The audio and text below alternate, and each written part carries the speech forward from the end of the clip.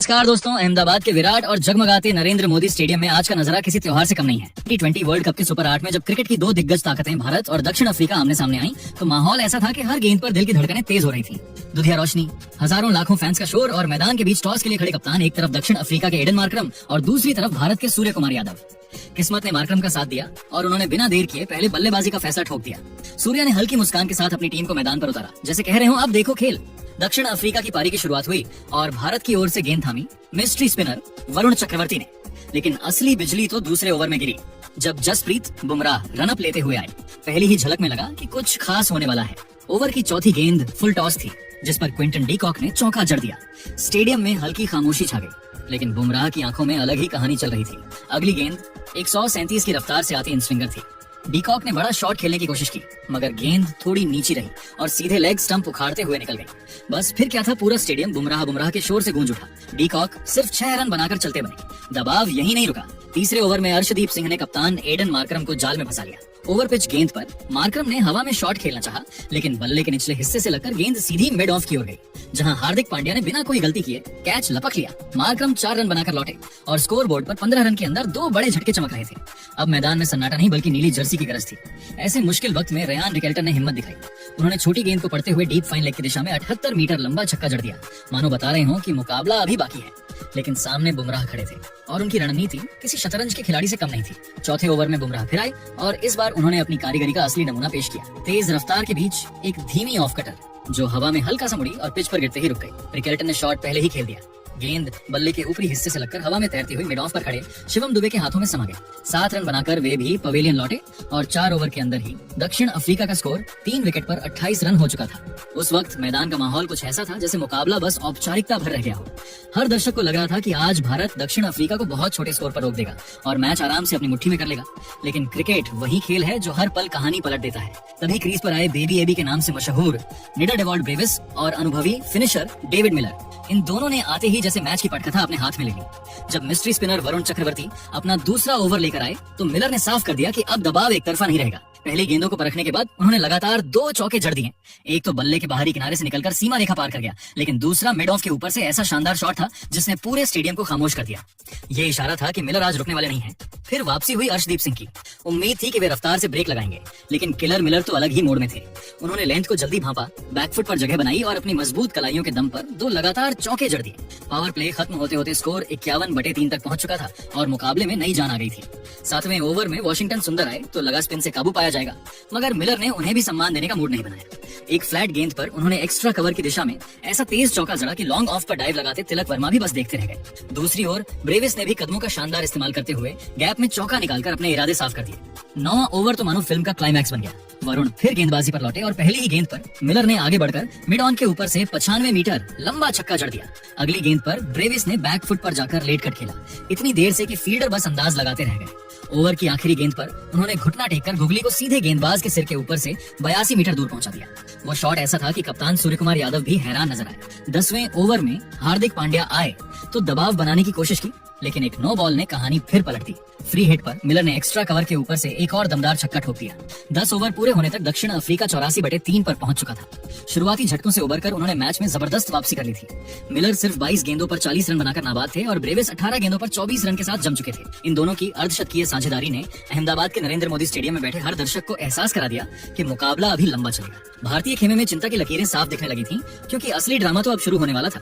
पारी का 11वां ओवर लेकर मिस्ट्री स्पिनर वरुण चक्रवर्ती एक बार फिर आक्रमण पर आए, लेकिन डेविड मिलर आज किसी अलग ही मूड में बल्लेबाजी कर रहे थे। वरुण ने अपनी पहली ही गेंद थोड़ी शॉर्ट और धीमी डाली, जिसे मिलर ने भांप लिया और क्रीज की गहराई का इस्तेमाल करते हुए गेंद को एक्स्ट्रा कवर पर खड़े कप्तान सूर्य कुमार यादव के बाएं हाथ से डाइव लगाने के बावजूद बाउंड्री के पर 4 रनों के लिए भेज दिया।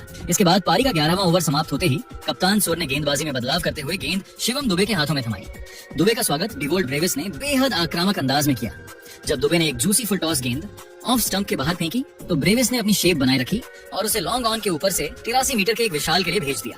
अगली ही गेंद पर दुबे ने अपनी लेंथ थोड़ी खींची और ओवर पिच गेंद डाली, जिसे ब्रेविस ने किसी हॉकी खिलाड़ी की तरह अपनी बॉटम हैंड पावर का इस्तेमाल करते हुए बिल्कुल सीधा थैक किया, जिससे लॉन्ग ऑफ के फील्डर के पास उसे रोकने का कोई मौका नहीं बचा। पारी के 12वें ओवर में रोमांच अपने चरम पर था जब दुबे ने अपनी पहली गेंद पर एक धीमी गेंद स्लोअर बॉल फेंकी। ब्रेविस ने उस पर बल्ला चलाया हालांकि गेंद बल्ले के बीचों बीच नहीं आई थी, लेकिन उसमें इतनी ताकत थी कि वह लॉन्ग ऑन ऑफ पर खड़े वॉशिंगटन सुंदर के सिर के ऊपर से निकलकर के लिए चली गई। हालांकि दुबे ने तुरंत वापसी की और अपनी लेंथ में बदलाव करते हुए एक शॉर्ट ऑन ऑफ लेंथ धीमी गेंद डाली। इस बार ब्रेविस गच्चा खा गए। वे गेंद को खींचकर मारने के प्रयास में बल्ले का ऊपरी किनारा दे बैठे और डीप मिड विकेट पर तैनात अभिषेक शर्मा ने बाउंड्री के काफी अंदर आकर एक शानदार कैच लपका। डेवोल्ट ब्रेविस 29 गेंदों पर 45 रनों की एक शानदार पारी खेलकर पवेलियन लौटे, जिसमें 3 चौके और 3 शामिल थे। ब्रेविस के आउट होने के बावजूद डेविड मिलर पर कोई असर नहीं पड़ा। मिलर ने इसी ओवर की तीसरी गेंद पर, जो ऑफ स्टंप के बाहर फुल थी, उसे डीप बैकवर्ड पॉइंट के ऊपर से फ्ले करते हुए के लिए भेज दिया।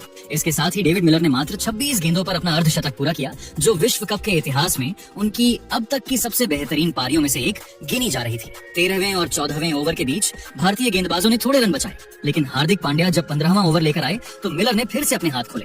हार्दिक ने एक शॉट ऑफ गुड लेंथ गेंद डाली, जिसे मिलर ने बड़ी ही चतुराई से बल्ले का चेहरा खोलते हुए थर्ड मैन की दिशा में रन आउट किया। वहां थर्ड मैन घेरे के अंदर था, जिसके कारण गेंद तेजी से बाउंड्री के बाहर चली गई। खेल का सबसे महत्वपूर्ण मोड़ 16वें ओवर में आया, जब वरुण चक्रवर्ती अपना आखिरी ओवर डालने आए। पहली गेंद पर ट्रिस्टन स्टब्स ने वरुण को आड़े हाथों लिया और ऑफ स्टंप के बाहर मिली एक स्लॉट वाली गेंद को लॉन्ग ऑन के ऊपर से आसमान छूते हुए के लिए भेज दिया। भारतीय खेमे में अब स्पष्ट चिंता दिखाई दे रही थी, क्योंकि स्कोर बहुत तेजी से बढ़ रहा था। लेकिन इसी ओवर की चौथी गेंद पर वरुण ने अपनी चतुराई दिखाई। उन्होंने गेंद की गति थोड़ी कम की और उसे ऑफ स्टंप के काफी बाहर की ओर ड्रिफ्ट कराया। मिलर इस जाल में फंस गए। वे उस पर बड़ा शॉट खेलने के लिए काफी दूर तक पहुंच गए और गेंद बल्ले के ऊपरी हिस्से पर लगकर हवा में ऊंची उठ गई। लॉन गफ पर खड़े तिलक वर्मा ने अपनी नजरें गेंद पर बनाए रखी और एक सुरक्षित कैच लपककर दक्षिण अफ्रीका के सबसे बड़े खतरे को समाप्त कर दिया। डेविड मिलर 35 गेंदों पर 63 रनों की एक विध्वंसक पारी खेलकर आउट हुए, जिसमें उन्होंने 7 चौके और 3 जड़े थे। मिलर के आउट होने के बाद मैदान पर मार्को यानसेन आए, जिन्होंने ट्रिस्टन स्टब्स के साथ मिलकर पारी को आगे बढ़ाया। 17वां ओवर लेकर जब जसप्रीत बुमराह वापस आए तो उन्होंने अपनी सटीकता से दक्षिण अफ्रीकी बल्लेबाजों को बांधे रखा। इस ओवर में बुमराह ने अपनी यॉर्कर और धीमी गेंदों का ऐसा मिश्रण किया कि स्टब्स और यानसेन केवल सिंगल्स ही ले सके। यानसेन संघर्ष करते नजर आ रहे थे और उन्होंने 25 गेंदों पर मात्र 10 रन बनाए थे, जिसके कारण रनों की गति पर थोड़ा ब्रेक लगा। हालांकि ट्रिस्टन स्टब्स दूसरे छोर पर 20 गेंदों पर 20 रन बनाकर खेल रहे थे और बड़े शॉट लगाने की ताक में थे। 17 ओवरों की समाप्ति के बाद दक्षिण अफ्रीका का स्कोर 5 विकेट पर 157 रन पहुंच चुका था। ये 7 ओवरों का अंतराल 10 से 17 ओवर पूरी तरह से डेविड मिलर और डेवॉल्ट ब्रेविस के जवाबी हमले और वरुण चक्रवर्ती तथा शिवम दुबे की महत्वपूर्ण सफलताओं के नाम रहा, जिसने मैच को एक बेहद दिलचस्प मोड़ पर लाकर खड़ा कर दिया था, जहां से अब डेथ ओवरों का असली रोमांच शुरू होने वाला था।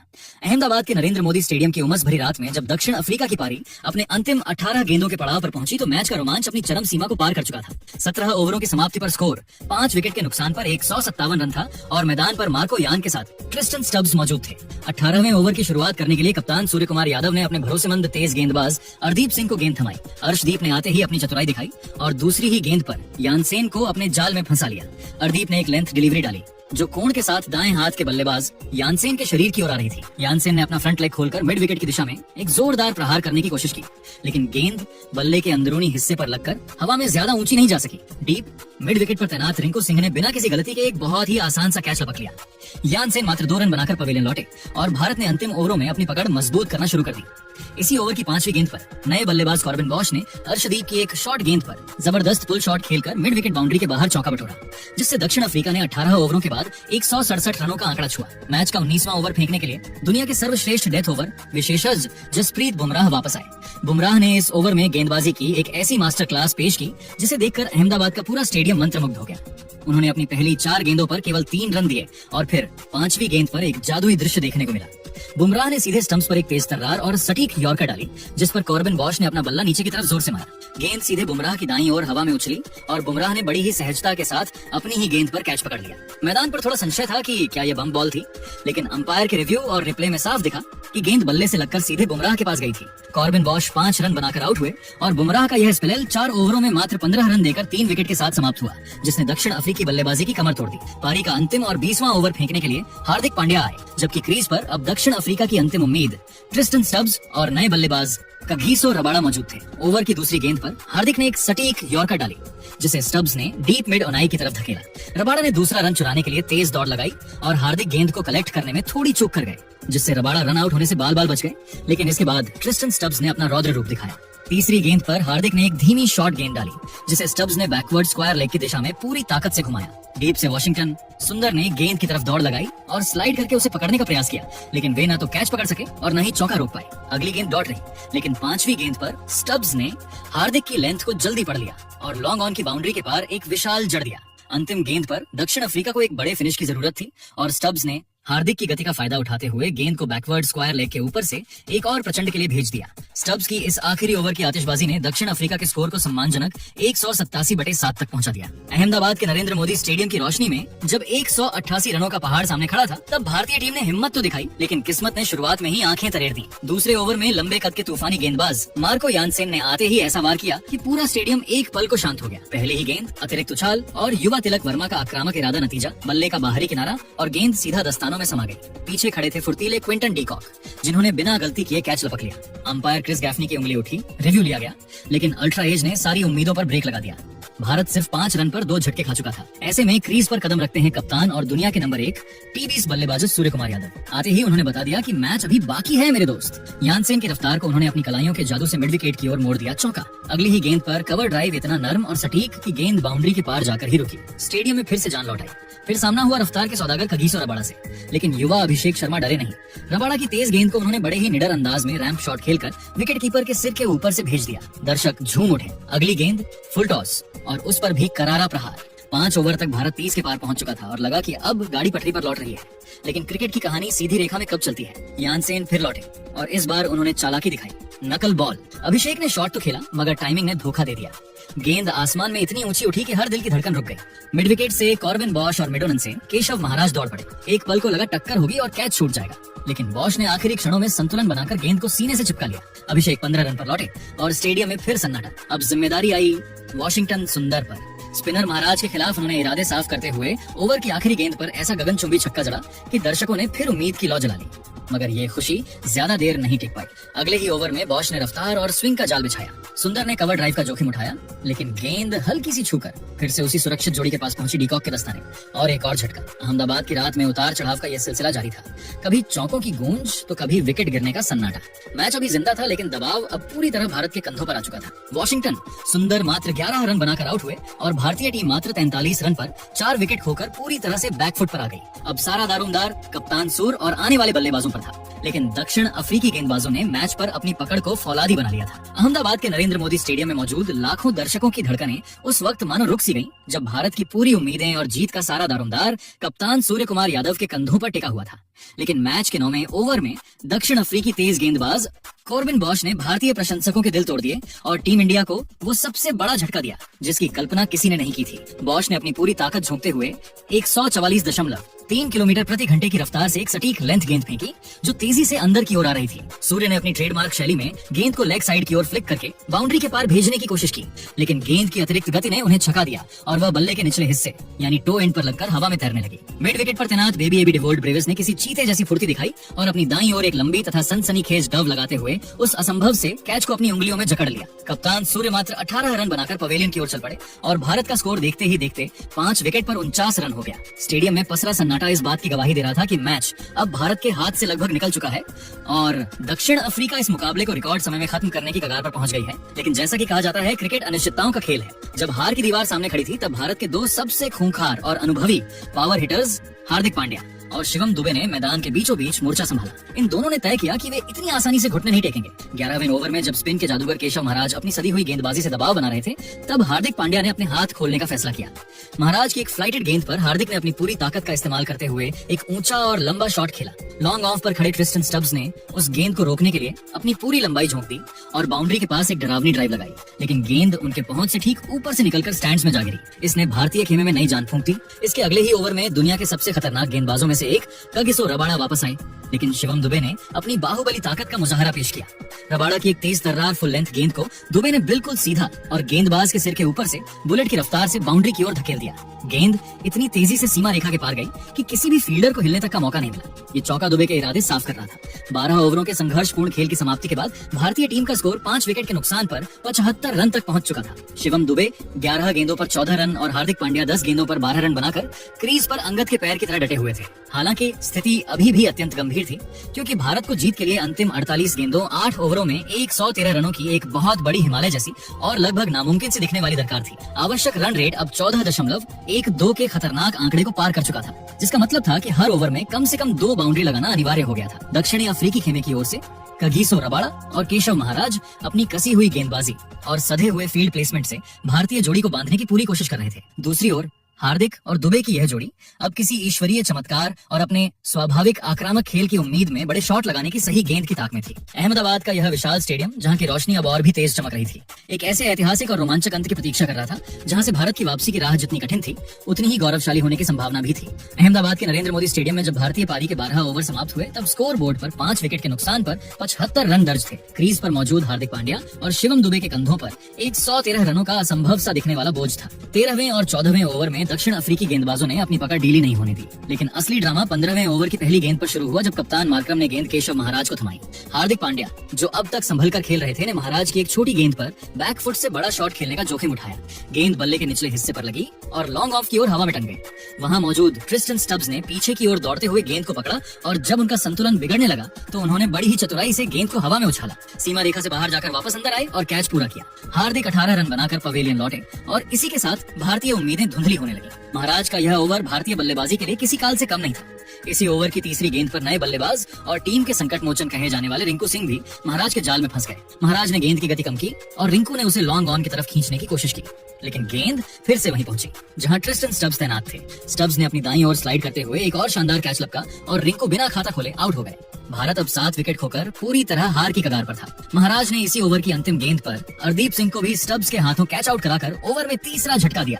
अर्दीप ने क्रीज से बाहर निकलकर बड़ा प्रहार करना चाहा था, लेकिन स्टब्स ने बाउंड्री पर गेंद लपकने के बाद उसे हवा में उछाला, सीमा रेखा के बाहर कदम रखे और फिर अंदर आकर कैच पूरा कर भारत की पारी को तहस नहस कर दिया। 16वें ओवर में जब कगिसो रबाड़ा वापस आए तो शिवम दुबे ने अपनी बाहुबली ताकत का परिचय देते हुए हार के अंतर को कम करने की कोशिश की। दुबे ने रबाड़ा की पहली 2 गेंदों पर लगातार 2 झड़कर स्टेडियम में मौजूद दर्शकों को थोड़ा रोमांचित किया। पहली गेंद बिल्कुल स्लॉट में थी, जिसे दुबे ने लॉन्ग वन के ऊपर से मारा और दूसरी धीमी गेंद को उन्होंने अपनी ताकत के दम पर स्टैंड्स में भेज दिया। इसी ओवर की 5वीं गेंद पर रबाड़ा ने दुबे को एक और मौका दिया जब उन्होंने एक धीमी गेंद डाली, जिसे दुबे ने एक्स्ट्रा कवर के ऊपर से हवा में उछाला। वहां डेविड मिलर ने पीछे की ओर दौड़ते हुए कैच पकड़ने की कोशिश की, लेकिन गेंद उनके हाथों से छिटक गई और दुबे को एक जीवन दान मिला। हालांकि यह संघर्ष ज्यादा देर तक नहीं चल सका। 19वें ओवर में मार्को यानसेन अपनी रफ्तार और विविधताओं के साथ वापस आए। यानसेन ने अपनी पहली ही गेंद 114.7 किलोमीटर प्रति घंटा की धीमी गति से फेंकी, जिस पर शिवम दुबे ने मिड विकेट के ऊपर से एक जड़ा। फील्डर रयान रिक्लेटन ने बाउंड्री पर गेंद को रोकने की कोशिश की, लेकिन गेंद उनकी उंगलियों को छूती हुई सीमा रेखा के पार गिर गई। लेकिन अगली ही गेंद पर यानसेन ने अपनी प्रसिद्ध नकल बॉल फेंकी। दुबे ने उस पर 1 लेग पुल शॉट खेलने का प्रयास किया, लेकिन गेंद बल्ले के अंदरूनी किनारे पर लगकर शॉर्ट फाइन लेग की ओर उछल गई, जहां लुंगी एनगीडी ने बाईं ओर गोता लगाते हुए एक डरावना लेकिन सुरक्षित कैच लपक लिया। शिवम दुबे 42 रनों की जुझारू पारी खेलकर आउट हुए। पारी की अंतिम औपचारिकता इसी ओवर की 5वीं गेंद पर पूरी हुई, जब यानसेन ने एक ऑफ स्पीड फुल गेंद फेंकी। जसप्रीत बुमराह ने इसे एक्स्ट्रा कवर की ओर हल्के हाथों से चिप किया, जहां कप्तान एडन मार्करम पहले से ही तैयार खड़े थे। मार्करम ने कोई गलती नहीं की और कैच लपकते ही दक्षिण अफ्रीका की जीत का जश्न शुरू हो गया। भारतीय टीम 18.5 ओवरों में मात्र 111 रनों पर ढेर हो गई। दक्षिण अफ्रीका ने इस मुकाबले को 86 रनों के विशाल अंतर से जीतकर सुपर 8 के इस महामुकाबले में अपनी बादशाहत साबित की। लेकिन दोस्तों, आपको क्या लगता है, क्या भारतीय टीम T20 वर्ल्ड कप 2026 का खिताब अपने नाम कर पाएगी, हाँ या नहीं? अपनी राय नीचे कमेंट बॉक्स में जरूर दीजिएगा और ऐसी ही नई वीडियो के लिए हमारे चैनल को सब्सक्राइब जरूर कीजिएगा। धन्यवाद।